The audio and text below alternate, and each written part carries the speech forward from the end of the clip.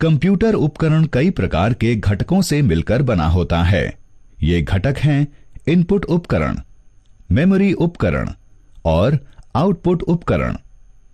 हमने देखा कि कंप्यूटर प्रोसेस में इनपुट लेता है और आउटपुट प्रदान करता है, लेकिन हम कैसे कंप्यूटर को इनपुट प्रदान कर सकते हैं? चलिए पता लगाते हैं। हम इनपुट उपकरणों के प्रयोग से कंप्यूटर को निर्देश या आंकड़े देते हैं। इनपुट उपकरण वे उपकरण होते हैं जो आंकड़ों, निर्देशों या जानकारियों को कंप्यूटर में डालने के लिए प्रयोग किए जाते हैं। कीबोर्ड, माउस, जॉयस्टिक, माइक्रोफोन और स्कैनर कुछ ऐसे ही उपकरण हैं।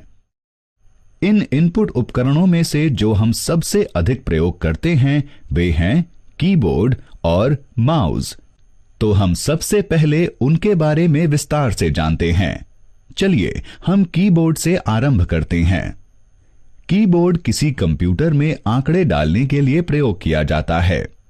चलिए अब हम विभिन्न प्रकार की कुंजियों और उनके कार्यों को देखते हैं। टाइपिंग कुंजियां जो यहां पर हैं वे टाइपिंग कुंजियां हैं।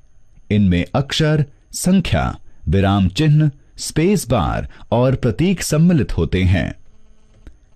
कंट्रोल कुंजियां, कंट्रोल कुंजी, ऑल्ट कुंजी, विंडो के लोगो की कुंजी और एस्केप कुंजियां कंट्रोल कुंजियां होती हैं। ये कुंजियां या तो अकेले या किसी के साथ समन्वय में काम करती हैं। फंक्शन कुंजियां, कुंजियों को F12 तक F1, F2, F3 के रूप में लेबल किया जाता है।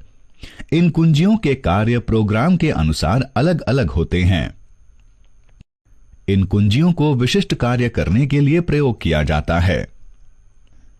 नेविगेशन कुंजियां, नेविगेशन से अर्थ है स्थानों का पता लगाना। नेविगेशन कुंजियां दस्तावेजों, डेटा शीट, प्रेजेंटेशन या वेब पृष्ठों में कहीं भी जाने और टेक्स्ट को संपादित करने में सहायता करती हैं।